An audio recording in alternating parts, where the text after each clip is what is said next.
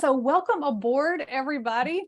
Thank you so much for being here this evening. I'm really excited to talk all things about Somewhere in Time with someone who lived somewhere in time. So that rock that we were just looking at, so my guest tonight helped establish that rock, along with many other aspects of film tourism related to the movie Somewhere in Time. So tonight we are going to go behind the scenes of this film with the president of the movie's fan club. So welcome, Jo Addie. Hi there. Hello, thank you so much for joining us this evening. This is exciting. It is exciting. It's my pleasure. Absolutely. Yeah, if there's anyone that I should go to about this film, it's definitely you. So we are going, oh, here is my picture. I forgot to mention this. So on that rock, which we'll talk about shortly, is the scene from Somewhere in Time. You can see a screenshot of that in the top left-hand corner. And there is my husband and me recreating that scene. Oh, really? Yeah, Oh, yes. Because that's nice. he did not have a proper bowler hat. So he had his bicycle helmet and he's doing the little nod there. Oh, that's nice. Yeah. So, I mean, this is perfect, film tourism. This is why people go to places like this and recreate, dress up, and we'll talk about all of that obviously tonight. So there's a little bit closer up shot of the rock with that scene engraved in it. And then tonight we are going to really kind of split this into three segments because Jo could talk at length about this, but we're going to try to pull in a little bit of our interest in Chicago movie tours and then obviously her interest with the film. So we're going to start with talking about the film in general and Jo's experience of being on the set when Somewhere in Time was filmed and how she got to do that. And then secondly, we'll talk about the fandom of Somewhere in Time and her experience of running a fan site, editing a magazine that is targeting specifically huge fans of the film, as well as participating in these Somewhere in Time weekends at the Grand Hotel in Mackinac Island. And then since this is Chicago movie tours, we are probably interested in other Chicago related films that she has been in as an extra as well. So we'll talk a little bit about that if we have time. And of course, if you have questions for her as we're going through some of these discussions, then throw those in the chat and we'll try to get to those as best as we can as well. All right. So those of you who have not seen Somewhere in Time, let me just give you a quick summary of it, which I know does not do the film justice, and Jo can tell us that too, but it is a 1980 romantic fantasy drama, I guess you could say. It has several identifiers there, but it's a story of a playwright played by Christopher Reeve who really does sacrifice his present life in the early 1980s to travel back in time to 1912 and find love with a stage actress played by Jeannot Szwarc. And this movie was filmed in, as mentioned, Mackinac Island, or in Chicago, I should say first, and also in Mackinac Island, which you can see very clearly here with some of my shots from whenever my husband and I visited there a couple years ago. But the film was shot prominently in and around this hotel called the Grand Hotel. And this was not a big hit at the box office, but it did gain a significant cult following over the years and is beloved by many, many romantic movie fans, including Jo, who is with us tonight. So there's a little introduction there for those of you who aren't quite as familiar with the film. And let's get started here asking some questions. So my first question to you is, really, I know you've answered this question many times in other interviews and more recently on some podcasts, but my guests tonight likely have not heard your story. So in a nutshell, how did you become an extra in this movie, Somewhere in Time? I actually went to the island on Memorial Day weekend with my husband, and it was something that we had planned to do in advance. And just before we went to the island, we saw Bill Curtis on Channel 2 News. We had just finished watching a movie, and Chicago news anchorman Bill Curtis came on, and next to him was Christopher Reeve. And they started talking about and he said, coming up after the news, we'll have an interview with Christopher Reeve, who's in town making a movie. And I had been very impressed with Chris in Superman, of course, and so we stayed on to watch that. And he said that they were filming in Chicago for 4 days, and then they were going to Mackinac Island. And we thought, oh my God, I wonder if they'll still be there when we go. And this was just a couple of weeks before, 10 days maybe before we were to go. And when we went there, excuse me, we got to watch some filming taking place. And we got to mingle with the crew, and we found what the plot was going to be and how fantastic it was going to be. They were doing present day scenes at the time, but Chris's costumer mentioned that there was going to be a scene coming up with 200 extras in 1912 period costume filmed at Grand Hotel. And I thought, oh gosh, I'd love to see that. Never thinking I would. And then he said, well, why don't you come back? Because we were leaving that day. And he said, well, why don't you come back? He says, it'll be closed set, but if you ask for me, I'll make sure you can watch. And I thought, wow, what a concept. And I thought that'd be the most awesome experience. So I could just picture it in my head and how beautiful it would look. So I did plan to do that. And 2 weeks later, I drove back, and through a series of amazing circumstances, when I arrived there, I fell into working on the film, and I ended up being under extraordinary circumstances, which I outline in my story, which I want to tell you now because there's just so many amazing details that I couldn't. Oh, I'm going to give them the links. Don't worry. They're going to get the links after this is over. Okay, great. Yeah. So anyway, I ended up being taken into the wardrobe department where people had already been, outfitted, weeks in advance for this night. And actually it was 2 nights shooting. And here was one outfit of a person had not shown up. And the wardrobe mistress said, looked me up and down, said, yes, this will fit you. And suddenly I was in a dress, and I was in a carriage, and I was on my way to the ball, just like Cinderella. And it was absolutely extraordinary. I was the only one in the carriage. I was the last one dressed for that night. And I ended up working on the film, and I ended up being one of the dancers on the dance floor. And I ended up staying actually a total of 3 weeks.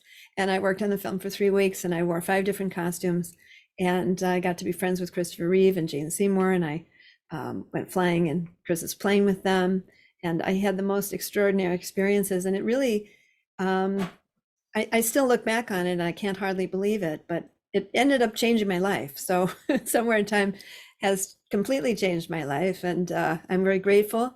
And that's why I'm very motivated to give back to the film everything it gave to me.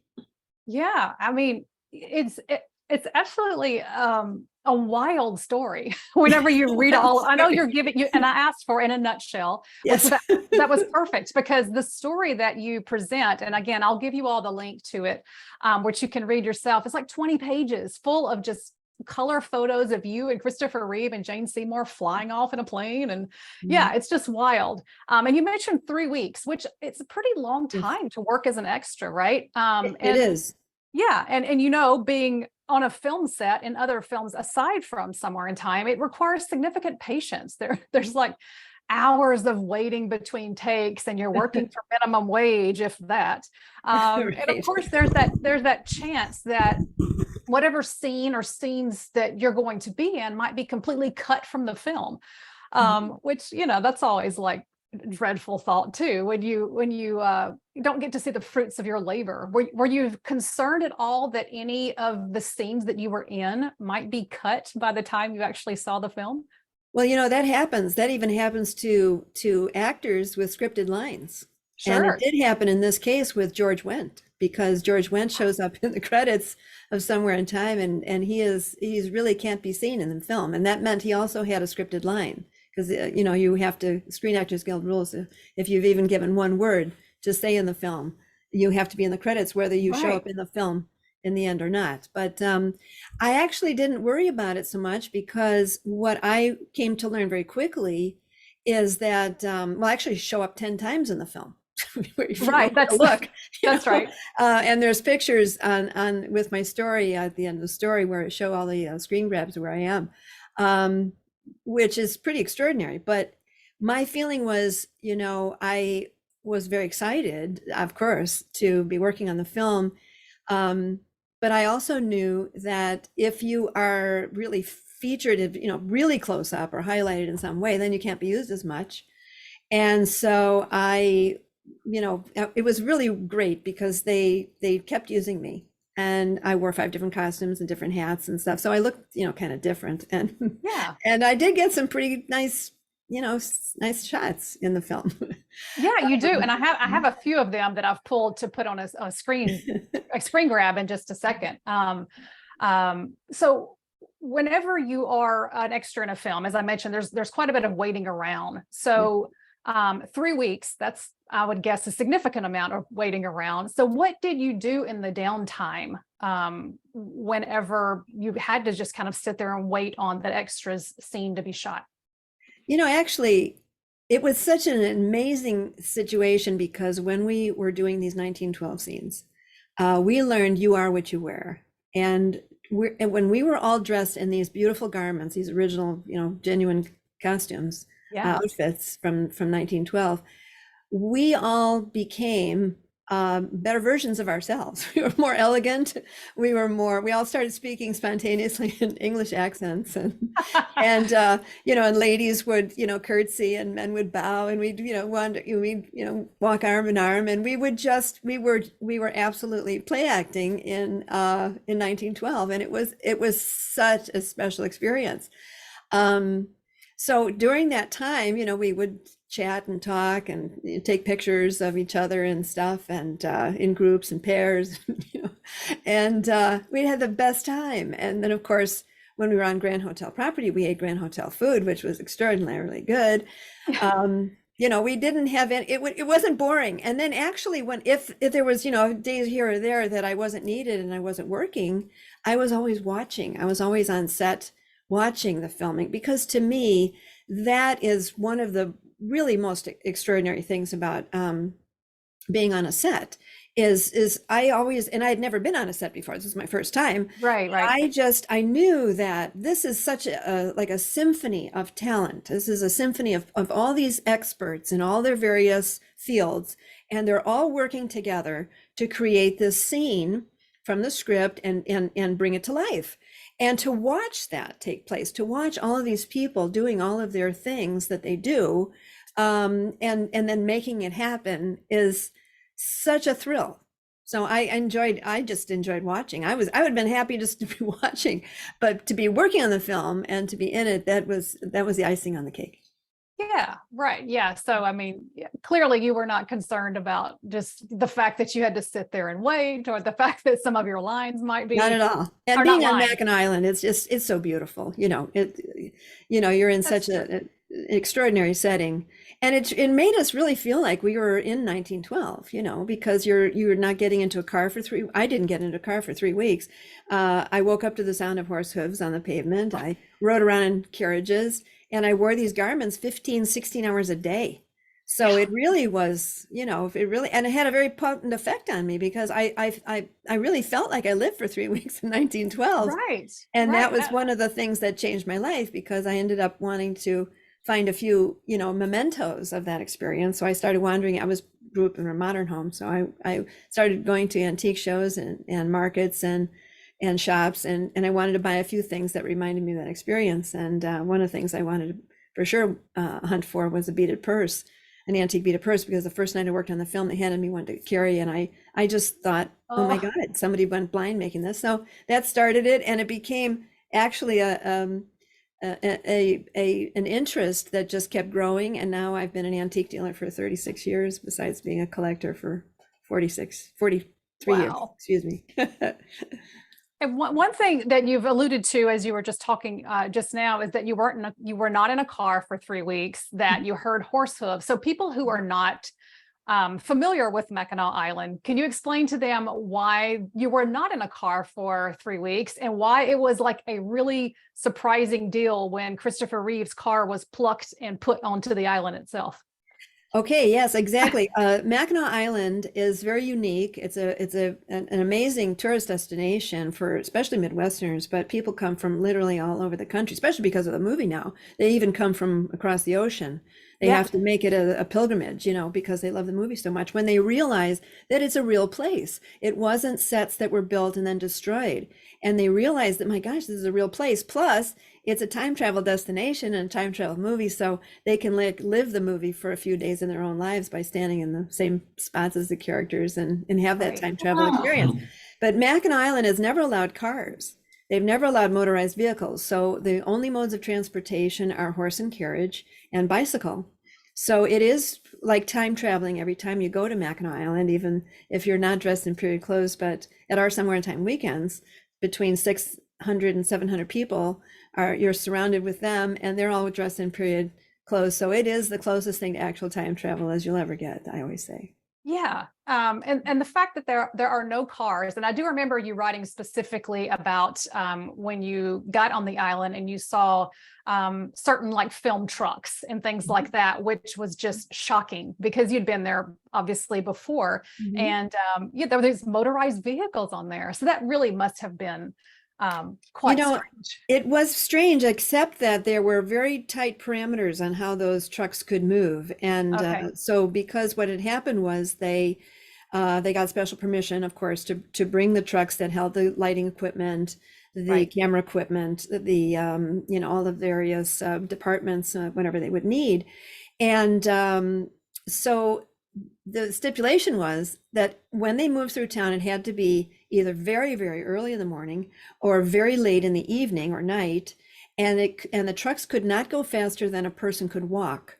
And so a person would walk in front of the trucks. And of course, the worry was, frightening the horses. Oh, sure. Yeah. And so they had to be and of course, to not, ruin the ambiance of the island, which of course they're, very proud of. So those were the stipulations. And they actually also brought, like I said, the Fiat, that Chris is supposed to drive, because in the film, they never say it's Mackinac Island. It's never said that it's on an island. He drives up to Grand Hotel, and the Grand Hotel was built in 1887.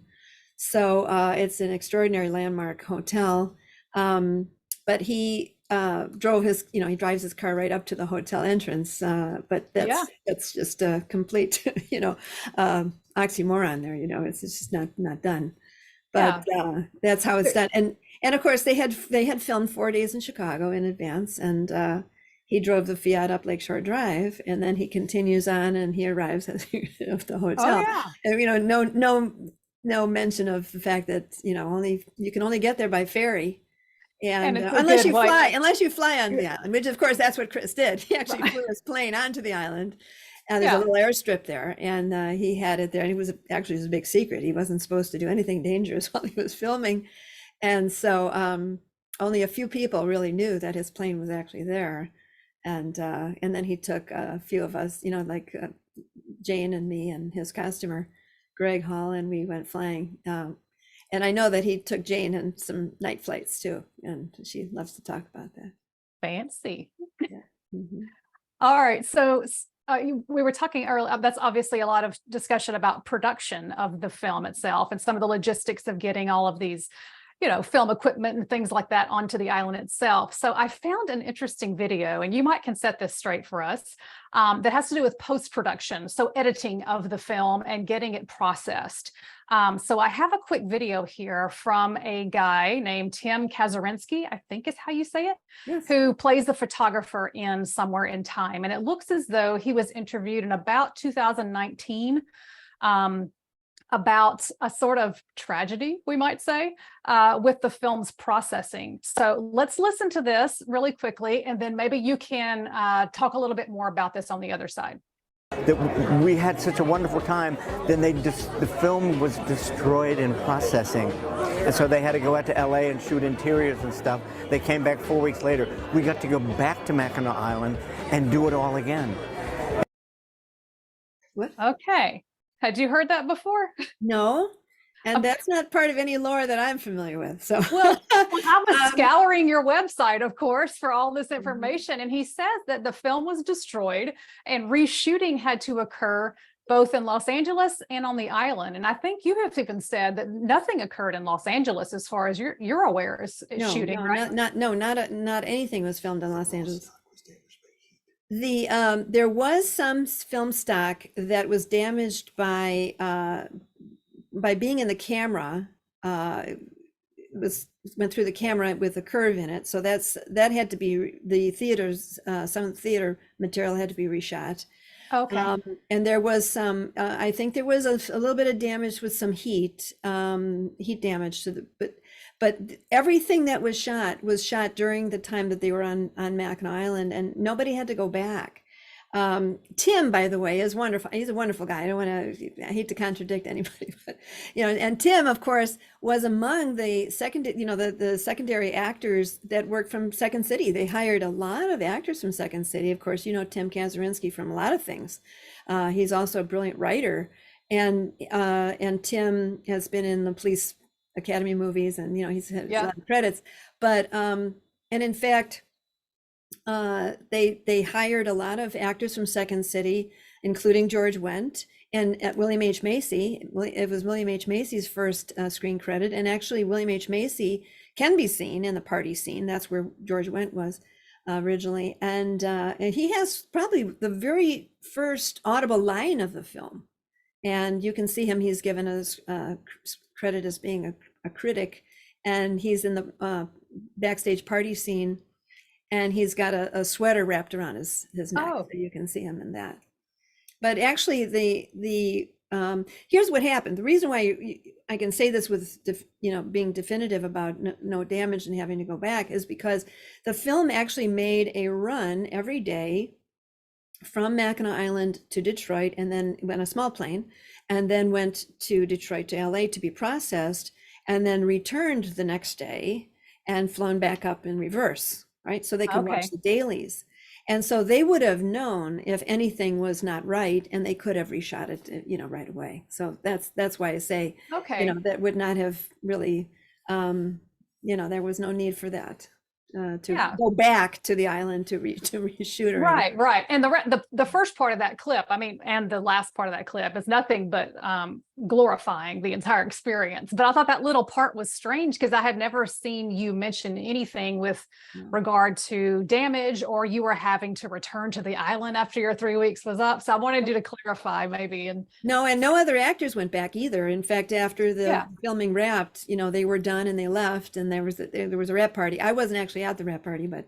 there was a wrap party, and so I had left. I had a family emergency, so I had to leave very suddenly. But they had a graceful finish, and they left, and everyone was sad to leave. It was like, everybody that worked on the movie, everyone to a person has said it was such a magical experience to make this film there, because it is a beautiful, beautiful place. And also it was kind of unique because everyone was treated equally. There was no echelons of the stars and the crew and, and all of that. They all stayed in the same place. They didn't stay at the Grand Hotel, but they stayed at another place on the other side, side of town.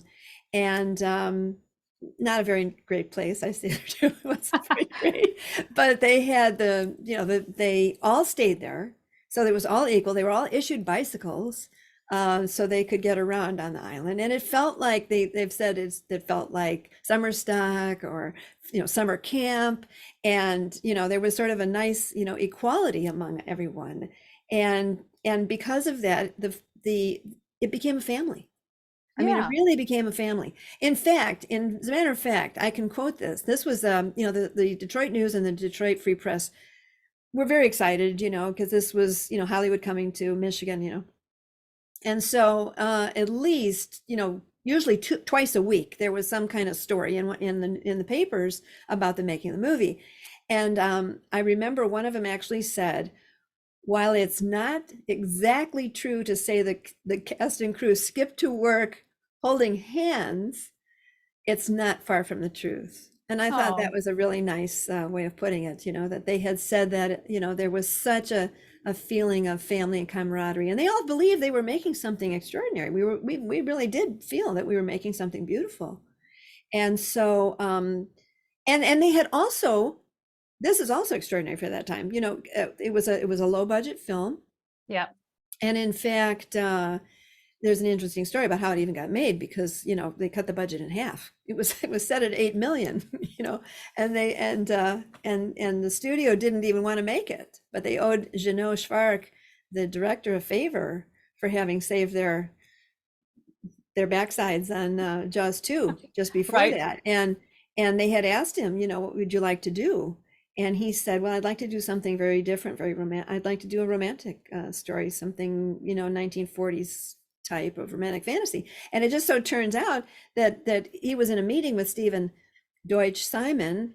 His name was Stephen Deutsch then. He's gone back to his birth name, Stephen Simon. And he said, I have the script. Oh, and when Jeannot read it, he said, I'm in. The next morning, he read it overnight. But they owed him a favor. And he said, I'm calling in my favor. This is my favor. And the studio really didn't want to make it because they wanted to have special effects. They wanted to have more sex. They wanted to have, they just felt it was, commercially soft. So, and they said, no, that's not what we want to do here. That's absolutely not what we want to do. So they stopped taking their calls. And so he actually went into the studio, and said, I'm calling in my favor. This is my favor. And they said, okay, we owe him. All right, but cut the budget in half. Oh. And so they had $4 million to make the movie, and the Grand Hotel allowed them to use the hotel for free. Yeah, that was shocking when I read that. For a favorable depiction, and the hotel became a character in the film, truly. Oh yeah. And actually, what is noteworthy about that is that the film did come in at 5.1 million. That's how much it actually did cost in the end. Okay. But you would never know to look at on the screen because it is absolutely stunning to look at. It's beautiful. Oh yeah, yes, absolutely. Especially the differentiation in color and tone between the present day scenes, and then of course going into the past.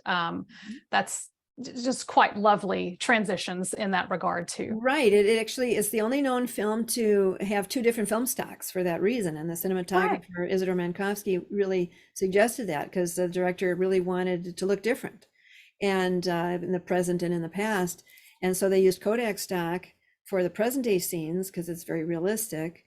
And then they used Fujifilm for the 1912 scenes, which has a soft pastel, sort of little warmer tones to it. So they really planned for that, to have a different look. Yeah, and you can definitely tell. I mean, if you're someone who is looking for things like that in film, I mean, it's quite clear that they've done that purposely, and it works great. So, okay, you've mentioned some numbers for us here. You've mentioned that you're on screen at least 10 times, and I can point everyone to your website because you have the screen grabs where you can see you. And I think I have a couple of them in just a second. Right oh, there you are. I have one. I have one with me. I don't have that one actually. Okay, this is actually where Chris, because he's going on the dance floor, and that's me. He's actually walking onto the dance floor, and he looks like he's going to walk right up to me and my partner. But actually he goes around us, and but he really walks like right up to us. So that's one place. Perfect. That was the first night I worked on the film, and actually nice. I taught Chris how to do the dance because he walked up to us, and we were waiting. We were waiting to shoot, and we were where we were supposed to be. And he walked up to us and said, "This is my first night working on the film," and he said, "Now how do you do this dance?" And so I did it across from him, and I counted out the steps, and he started doing them, and then he stopped and said, "Are you the dancing coach?" I said, and it was with all the extraordinary things that had happened that landed me in the film that very night. Yeah. It was such a crazy question. And I just said, no. He said, and then he said, well, you should be, because you really look like you know what you're doing. Oh, that's so that was nice. really sweet, But you can see obviously in the picture that you showed a little bit, one of the costumes. So you mentioned 10 times in the film, and then you were issued at least five costumes. Yeah. And I had, let me pull up my my pictures here really quickly, because I think I have, there's one of them. Hopefully you can see. Right. Yeah. That was my favorite. So I pulled some of them from the article on your website, which I'll direct folks to. So there's one of them. Is that pink or purple? Purple. It's lavender. Okay. Lavender. Yep. And then let me see. I think I have another. Yes. Okay. So you're in the center. Right. That's the lavender one. Yes. And actually, Chris took that picture of me, and then I took that picture of him. The one over next. Within a few moments. Oh, and there's Captain Von Trapp over there on the left. That's right. And that's Christopher Plummer. I took that picture of him, where we were shooting on the road. And this is the same day. This is all the same day, what you're looking at there. Yeah. What about this one? On the road. So there's these are two other costumes, right? The two other costumes, exactly, and then obviously different days. And so I wore a riding outfit, a 1912, riding outfit with tails and a top hat and a riding crop and a long skirt, and then the one on the with Chris is during the theater scene, and that's my evening gown that I wore, in the dance scene too, and I wore that in the theater, and so I can be seen, right beyond him in the theater scene too. All right. So as we're looking at these two, and then I'll take them off in just a second, but you write at length in your article about costumes and that all the clothing is vintage and primarily from one woman's collection. Yes. Okay. So that struck me. And could you just elaborate on what that meant? One woman's collection, all of these costumes? It was extraordinary, really, because there was a great need, because we, just that one scene alone had over 200 extras. So, you can presume, about 100 women. And they had contacted this woman who literally traveled the world and collected vintage clothing. And she had a huge collection of Edwardian clothing. And so they rented her collection. It was just a few pieces that the studio actually owned, and they brought them too, but there was really very little of that available. And it's actually, it's actually a time period that is kind of special, really, because it's in 1912 they had stopped corseting. Yeah. And so it was a very natural silhouette. It's comfortable for that reason, and it's a high waist generally, and so it's comfortable, and soft fabrics, and very women had already started playing golf, and they started doing things, and being active. And so in 1912 that type of garment is really lovely, and it's very feminine. This is very very beautiful, but it's also comfortable.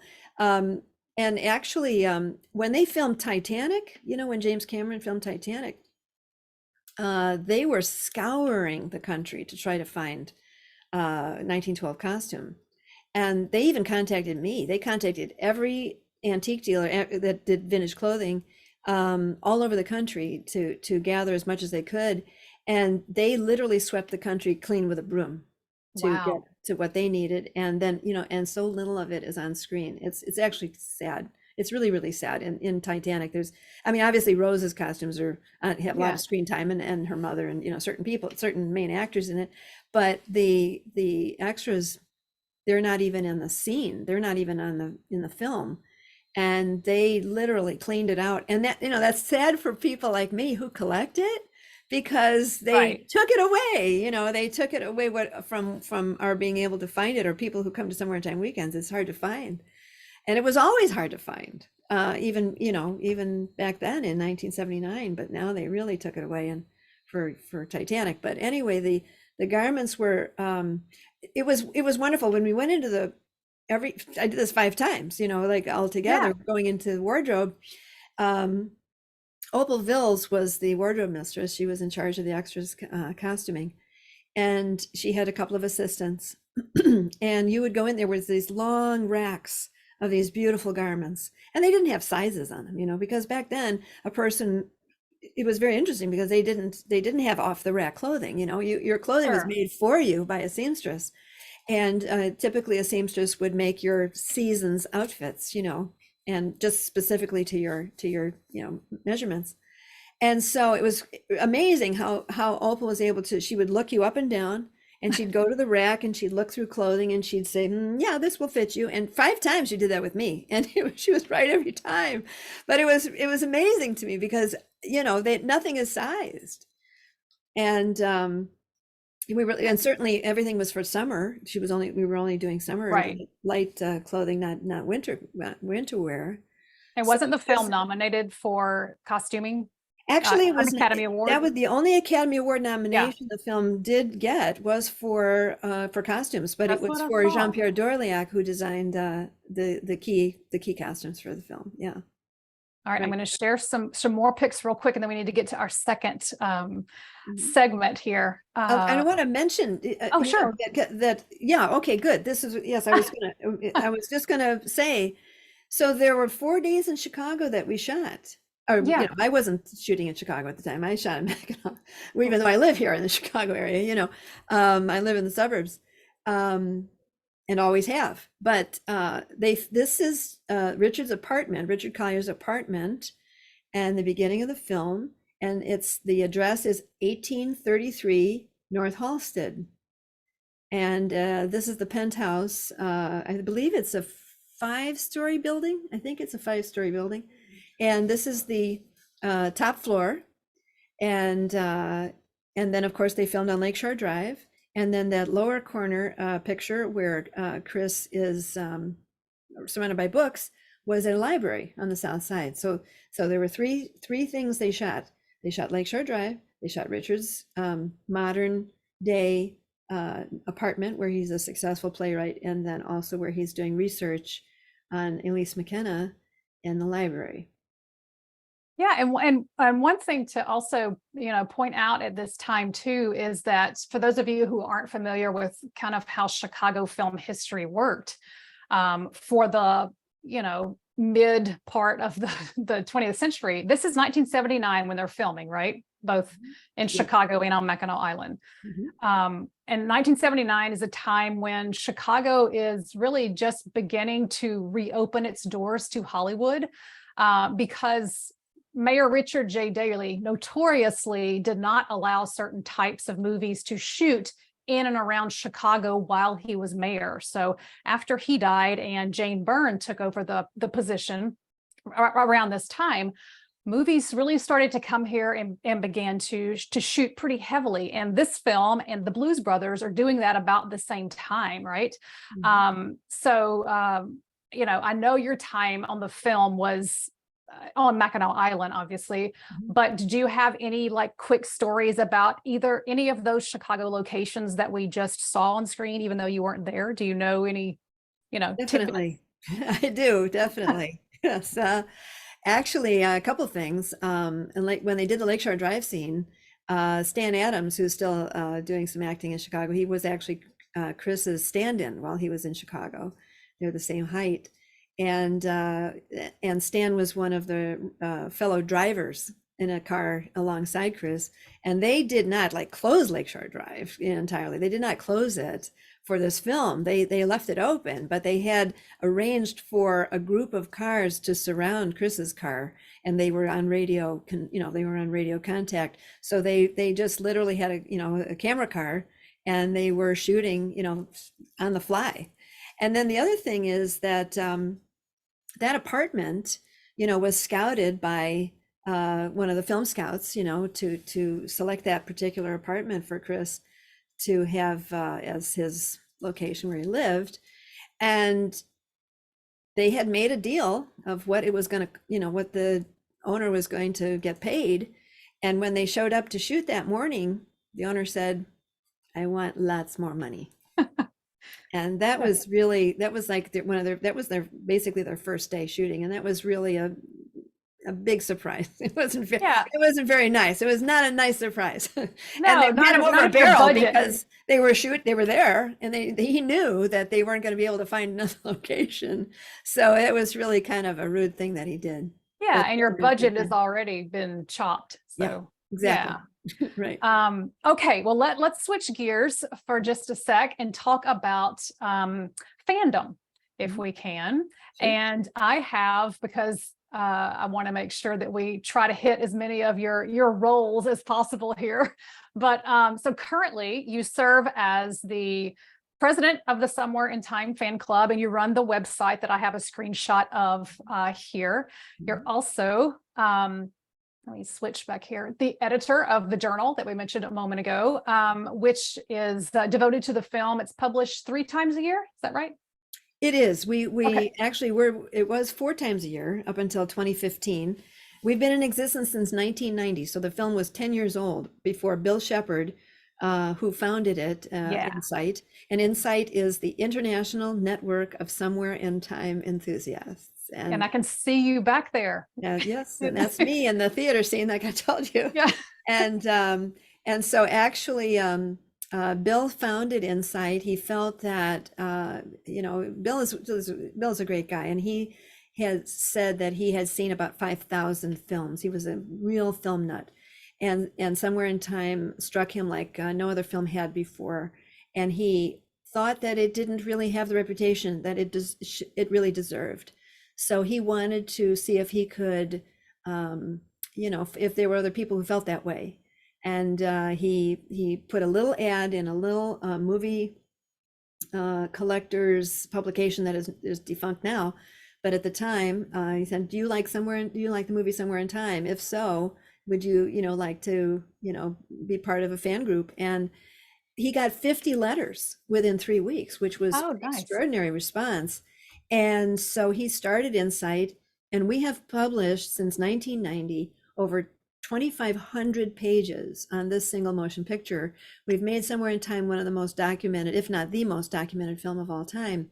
My husband and I have also done 9 full-length documentaries chronicling the legacy of the film based on different events that we've held to honor and celebrate it, so people can catch up on the fun that they've missed, or with various celebrities. And we've also had Somewhere in Time weekends, 32 annual Somewhere in Time weekends at Grand Hotel. That was also Bill Shepard's idea, and the first one was held in 1991. And we literally live the movie for a few days, honor and celebrate it. Different celebrities join us every year. We have our wonderful time travel fun, and it's become a real family too. The fans have become a real family. And actually, I can say this with absolute truth. The kind of person that loves Somewhere in Time is a very unique individual. I've met thousands of them, but I can characterize them in a few unique sort of phrases. They're of both sexes. They are of all ages and all ethnicities, but they all have a certain heart. They believe in true love and commitment. They have old-fashioned values. They are romantic at heart. They appreciate beauty, and they feel displaced in our violent and chaotic world, and they wish for a better one. And Somewhere in Time gives them that beautiful escape, and it feeds that kind of heart. And that is an extraordinary person. And I think the movie actually did an amazing thing in that, even though it didn't do well at the box office, it got a second chance via the then new media of cable and home video. Yeah, VHS. And it found its own audience. And the kind of person that loves Somewhere in Time, when they come to the weekend, they rub elbows with each other. They realize how much they have in common right away. They become fast friends, and they stay in touch all year round. And then they meet again in 1912 the next year. This really a phenomenon around this movie. Really a phenomenon. These are the dates for this year, right? For 2023, it's going to be October 27th and 29th. So if you're interested in heading to Mackinac Island. So you mentioned the DVD series. You also helped secure a collector's edition Blu-ray, right? Which I have. The collector's edition DVD, which came out in 2000, which was the 20th anniversary, was originally called the collector's edition, the 20th anniversary collector's edition. But I got Universal to create that edition because we had always hoped and asked and sent the letter writing campaigns, which they ignored for years. And they said, stop bothering us with these letters. But somehow I got it done.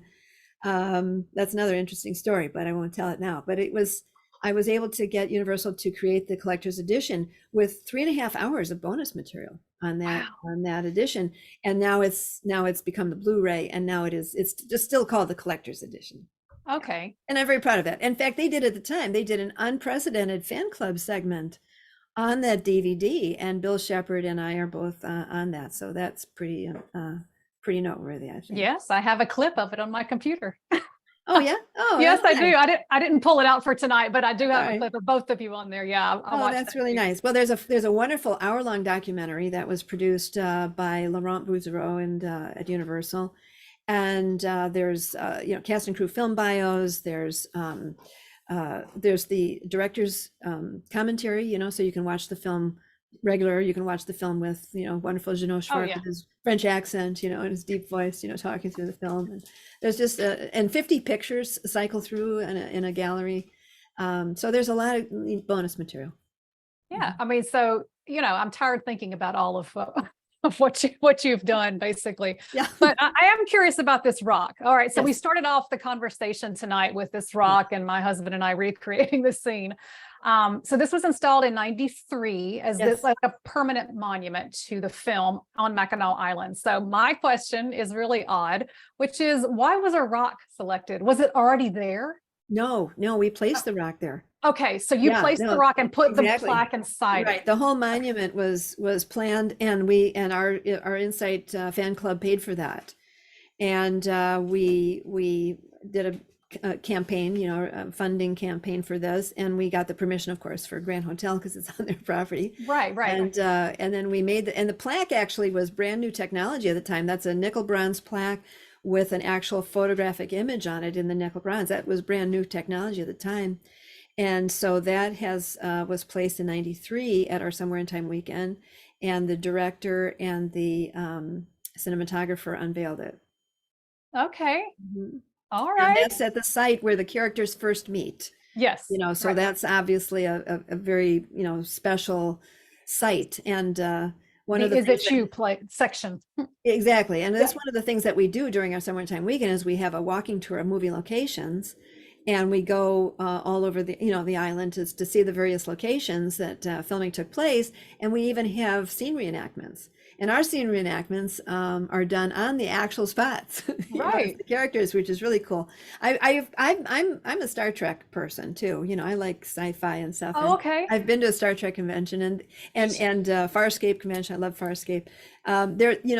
They'll typically do scenes, but they're in venues, like convention venues. They're not Sure. very interesting, but ours are on the exact spots, in the original film. Yeah. So that's pretty exciting. Makes it even more special. Mhm. All right. So as we're moving to the last segment here, so we talked about the film, we've talked about some of the fandom aspects and what. Oh, and I want to just do. mention, excuse me, one Sure. quick That's thing. fine. Insight also funded entirely Christopher Reeve's star on the Hollywood Walk of Fame. We're very proud of that. Oh, wow. And we also co-sponsored Jeannot Seymour's star with Dr. Quinn, Medicine Woman fans. So those are some of our other, achievements. And we're very proud of that. Those were real proud days for us. Yeah. I mean, and going through all of that and compiling it in a list like that, one of my questions was about this being a full-time gig. I mean, because it really is. I had to mention to you before that I run a fan site as well. It's on the star image of Gene Kelly. And of course, it's not my full-time job, but I mean, you can see based on all of the different things that you all have done, it's definitely warrants that title, in other words. Well, I don't know if I call it a full-time thing, but I guess, when somebody called me the keeper of the flame, and I really like that title. I mean, it's sort of like I've been arm in arm with this film, Right. these decades, but I mean, I've been, extremely involved ever since Bill Shepard founded Insight and gave it a place, gave it a home, and gave it a family. And so I've been involved with it since 1990s, certainly. And but before that, I was doing, other work in Chicago and started Right. my own acting career in Chicago and commercials and stuff like that. And corporate training films was really my niche. But the things that I've done with Somewhere in Time started basically in a full blast, 1990, but then Bill ran it for 9 years and I've been doing it 23. So actually this is my 24th year doing it. So I produced the magazine. My husband and I authored the website in 97. And then I became the licensee for the film in 1999. And that allowed me to create the official collectibles on the film. I So I have sell that on those- my notes Yeah, here, so but I wanted to make Yes. sure we got to the There's a other mug. movies Yeah. too. Oh, look, Got a mug. you can sell it right now. Yeah. And I've gotta say this is Bill Shepard wrote this book and I'm the publisher. This is the Somewhere in Time story. And I have done the latest edition on this, but revamped it. But it's a wonderful book, and it's all about the making of behind the scenes stories. It's just all in book form, and it has 136 pages and 125 photographs. And so this is a must have if you're a fan. But we have over 30 items in in the line, and so anyway, that's another aspect of it. But Oh yeah. Insight is something that I do, labor of love, and this is the latest issue of Insight, and it's all about there you go. And it's all about when Jane Seymour came last October. It was her 4th time coming, and that is a rare partial color issue with 125 pictures in it, and It's pretty. I've read the whole thing already. I'm that's telling great. you. Thank you. All right, so we've got a few more minutes. Those of you who want to ask questions of Jo, go ahead and put those in the chat while she is telling us, hopefully, a little bit about the last segment on other features that she's been in. So, Okay. Obviously, here, let me throw my my screen Let me back just up for you. I'll do that, but I just want to quickly say, show you what you get. Oh, here. I'll take it back when you off. join Insight. So you get 3 magazines. They're usually they typically are, I always say, like 20 pages each. So you get like 60 pages at least a year of the magazines, and then you get a color commemorative, which is suitable for framing, which changes every year, and you get a membership card. So you get a lot for your money. And you So, have different levels too, right? Like different. we have tier different levels because Insight is a not-for-profit, and it has to cover the cost of its printing and mailing. And so what we did was there was a time when we were, the film is aging, and Right. and so a lot of the fans are aging out and passing away, and so it's one of those things where we were like, can we keep this budget going so everybody who wants to can still get this magazine? And so we one of the everybody rallied, and they said, let's do a tiered membership so we can pay more. We want to pay more. This was quite touching to me because people said, I'll pay more because our membership is $19.12. It's been that way for years. It's $19.12, which is the year the movie was filmed. Right. Plus, and then we had, over time, we had to add $5 for postage. And so it's actually $24.12 is the minimum. Okay. And Fair then, but then they said, I'd pay, like, for example, it was wonderfully beautiful and touching. Somebody says, I pay more for one meal out than I do, than I do for Insight, and it gives me pleasure all year round. And we can't let this die. And they said, I'll pay more. And so why don't we do a tiered thing? So we did a tiered membership, and so at different levels, and then the people on the upper tiers levels, they get their name published in Insight to acknowledge their generous support. Yeah. But they don't get anything more for that. They just, really want to support it, and that's quite extraordinary too. Yeah, that's the nice folks. There is one question over here in the chat. Yes, did you get to meet Christopher Plummer? Yes. Oh my gosh, Christopher Plummer. The first night I fell into work on the film, actually, I had makeup applied in his dressing room. That's part of that whole amazing first night story. When I fell into work in the film, Christopher Plummer was a very elegant gentleman. He was a very just as you would expect. He's actually Canadian, and he is a soft-spoken, very gentlemanly gentleman. Right? He is Yes. In every sense of that word. And he was, we watched the fireworks side by side, just coincidentally, 4th of July. He was there with his wife. They played tennis in between when he wasn't needed. I've seen him since then, away from, years later when he did his one-man show, Barrymore in Stratford, Canada.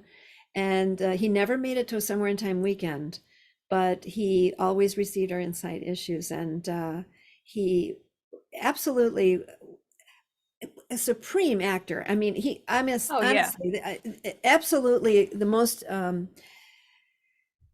consummate actor, and his credits, oh my gosh, his credits are like unbelievable. I mean, he's been on every stage in London and every, all over. I mean, he was an extraordinary actor, and but a very nice man, he was he was standing in the doorway, holding a cocktail, and the makeup man was putting makeup on me, covering my tan marks, which I had. I didn't need, they don't put makeup on extras normally. So, but because when I was leaving the wardrobe department that first night, they had a wide neckline and I had tan marks from the previous summer still. And she went, "Oh no, that'll never do. So you have to find somebody to take you to get one of the production assistants to take you to a makeup man and get those touched up." And it just so happened that where they took me was Christopher Plummer's dressing room. And so it was an amazing such night. Weird coincidences. Yes, there were just so many weird things that happened, and that I still can hardly believe it myself, but it all happened just the way I wrote it. And so he was a lovely person. We miss him. Yeah. Oh yes, excellent actor. All right, so here's another question for you. So we'll forego the Blues Brothers and Fugitive and whatnot. Yes, I worked on and Continental Divide, and I really I have that on there too. Yeah. Yes. Will Jane Seymour be at the weekend this year? We don't know that yet. Okay. It's impossible to know. It depends on her schedule, and she, obviously is always looking for roles. She's doing a show. She's actually doing a wonderful series in Ireland right now, third season of Harry Wild, and it's quite a unique role for her, and she's doing that. And but it depends on her. It depends on her schedule, because she loves coming. She loves coming, but it just depends. So there's no way for us to say that yet. Okay. And speaking of the weekend, so Michelle is asking what kind of activities take place. You've already mentioned the like the reenactments, the dressing up, the dinners, walking tour, right? We walking have tour. Right. There's cocktail reception on Friday and Saturday nights. We have the walking tour of movie locations. We have a trivia contest. We have a panel discussion.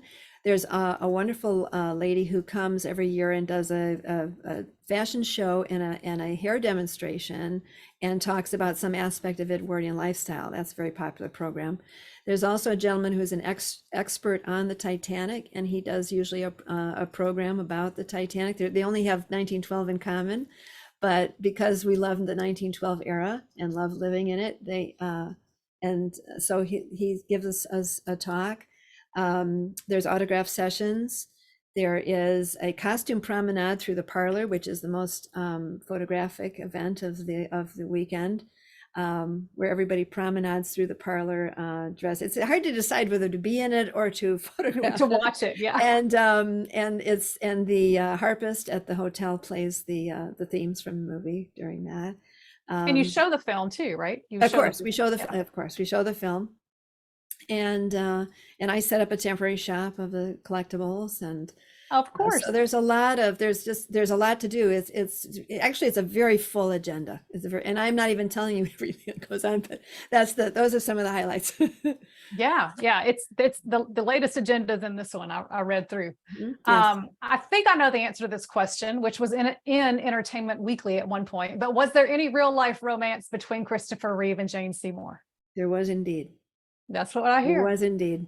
And, interestingly, of course, I knew that, and it wasn't my place to make that public. So I did not, because Chris and Jane did not.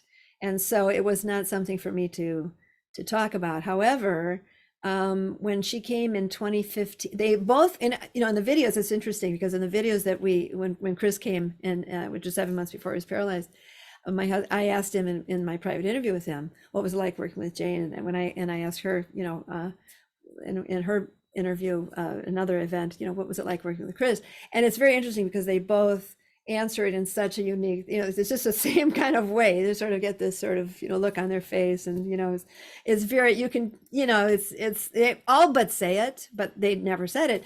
And yet in 2015, for the 35th anniversary of the movie, when she first arrived and got on the podium, she revealed it for the first time ever. And I was just stunned, absolutely stunned. And she talked about it. And then she later on that event, which is on her video, she talked about it in a lot more detail. And I I said to her right after she came off the platform, because we know each other, and I said, Jane, I can't believe you.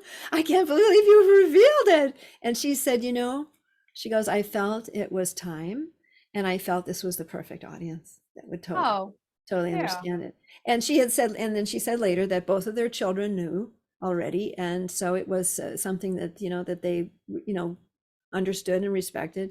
But at the time, they were both free. They didn't have they had another significant other, but they were not married at the time. And actually what she talked about was the reason why they didn't continue it afterward was because the day they shot the picnic scene, on the beautiful picnic scene after their night of love, when they're on the floor having this picnic, was the day that Chris found out via the media that his girlfriend was pregnant. Yeah, I remember that tweet coming through my feed back in, when you said 2015. Mm-hmm. Yeah, I remember reading that very intensely. Yes, and now Jane talks about it a lot. She always talks about it now, but it was amazing on the 35th anniversary of the film that she was the first time she revealed it.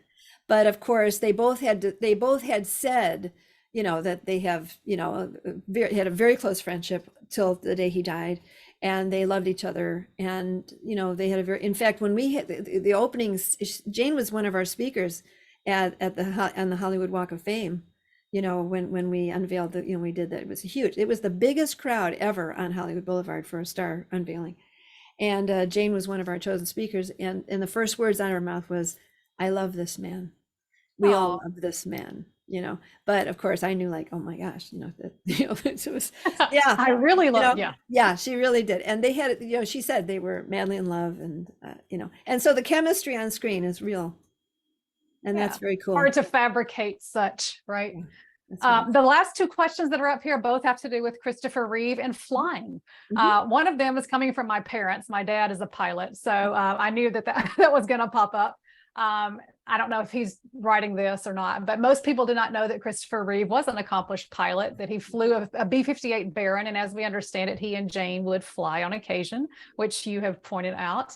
And then Nancy says, how did you get to be so close to Christopher Reeve and get to ride in his plane? I'm assuming he was a very nice man.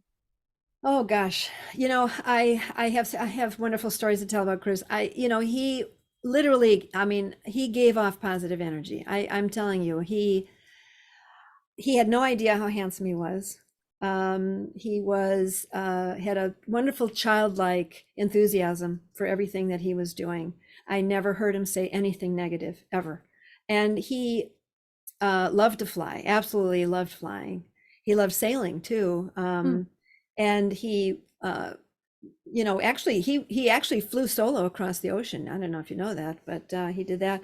And flying was very important to him, but he didn't get to do it much when he was working. And of course he was like a big star now suddenly, Superman, right?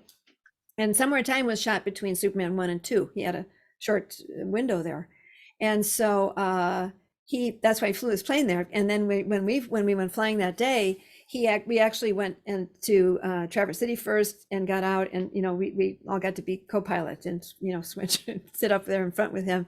And then he flew to Petoskey. We went bowling there, and then we flew back to the island. So we did a couple of extra legs so he could log.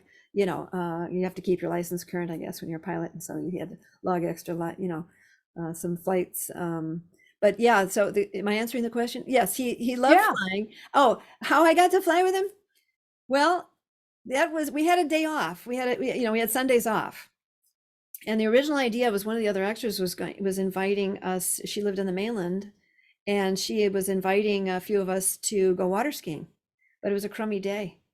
And so, of course, it was all because Chris could fly over there. And so that's what happened. So she met us in Petoskey at the airfield. She picked us up, but it was Chris, Jane, and Chris's customer, Greg, and myself. So there was 4 of us in the plane, and then Susan picked us up, and then we had a fun day. I should have put that picture up here. I didn't realize there was going to be so much plane discussion. We'll have to put that. But I'll direct everybody. I think he had a Piper at the time. I think that was the the plane he had. I have to Oh, look back, but yeah, it was a love that he had, and I just, do I have time to tell a wonderful story about Chris? I yes. just this is my favorite story. I look for opportunities to tell this story. This was told to me by a man named Paul O'Connor, and he met Chris because before Chris was anything, before he had done anything that was important, his big break was working with Katharine Hepburn on Broadway in A Matter of Gravity. And Paul and his brother Bill went to see that play. They just happened to go to the play. And after, they just were impressed with Chris. They liked his performance. And so they waited backstage to meet him, and he came out, and they started talking, about flying, because Bill was a paratrooper in the Army at the time, and he was on leave at the time. And so they started talking about flying and stuff, and they had a nice chat. It was about a 20-minute chat. And at the end of that, he looked them both in the eye, shook their hands, and went off into the night. And they both thought, gosh, what a great guy. He's just a really genuine, great guy. 9 years go by. 9 years later, Bill and Paul are going back to another play that Chris was doing on Broadway. And they waited backstage for him again. Now, by this time, he had done Superman, he did Superman 2, he'd done, oh my God, he was an international star. He's done all kinds of work 9 years after, long time.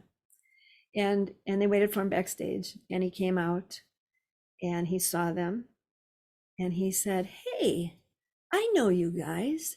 You're Bill, and you're Paul, and you're Paul, and you're Paul, and you're Bill, right? Are you still jumping out of perfectly good airplanes? Because Bill was a paratrooper, and he remembered that. He remembered their names. Yeah.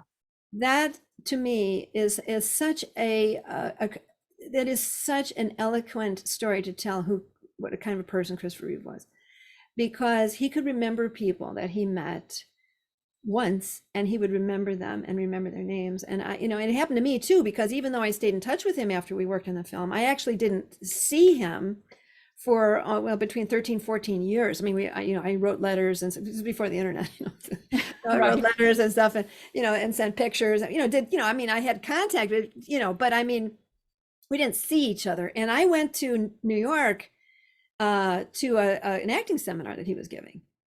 And it was right after we unveiled that plaque, because he was the one that was supposed to unveil that plaque. And last minute, he had to cancel coming to the weekend.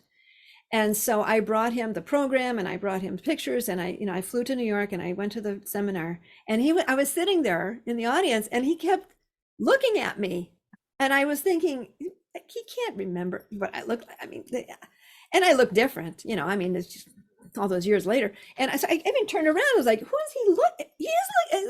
He kept looking at me. Anyway, afterward, I approached him. Everybody wanted to talk to him afterward, and I waited my turn.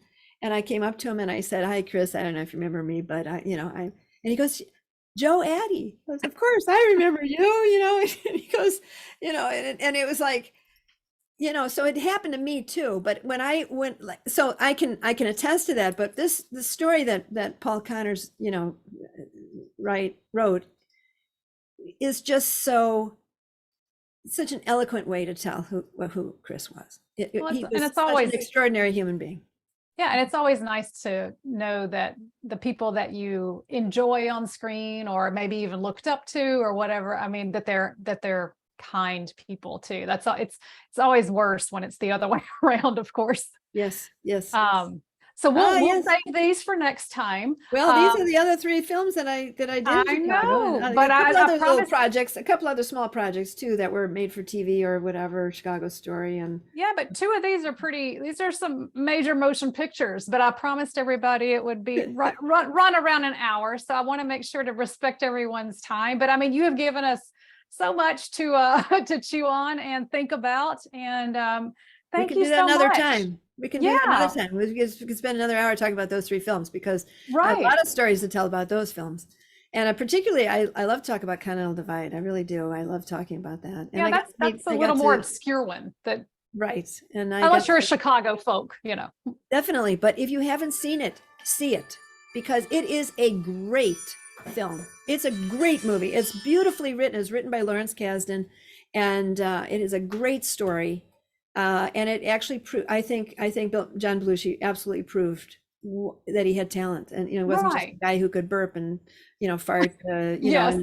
on screen. He really showed what kind of leading man chops he had, and it's a great movie. I love watching that movie. Yeah, more than a goofball. About eagles and Colorado and Chicago, and it's an awesome movie, really. Yeah. Well, we will definitely. So in the comments, people are saying, please ask Jo back. She's great interview. Thank you so much. Yeah, thank you so much for doing this. Someone else said, I look forward to hearing more about your fugitive experience. So we'll have to do that. Talk about Harrison a little bit. Oh, yes. So for those of you who are interested in next Tuesday night, we're going to have another program, and it's going to be on the Marx Brothers in Chicago. So I'm going to take you with my virtual camera to the Marx Brothers home in the Bronzeville neighborhood of Chicago. So we're going to do that and talk about their time here in the city. And we're going to talk a little bit about anarchic comedy and how they got into that as well. So if you want to pop back over the same time next week, I'm going to be doing that. But again, they actually lived on Edgewood in LaGrange. Yes, I take them there too with my camera. Okay, because I grew up on Edgewood Lane. Oh, did you? I did. I lived on Edgewood my first 18 years of my life, and they lived in a house, and not at the time, but they had lived on Edgewood. Yeah, absolutely. Yeah, I think I take them down Route 66 with my camera, kind of close to where Edgewood meets. But yeah, so you'll have to come too and join us for that. All right. Well, nothing but great comments in the chat. Thank you all so much. And I'll hopefully see you all back here next Tuesday evening. And thank you again, Jo. This was excellent. Thank you. All right. Have a good one, y'all. Bye.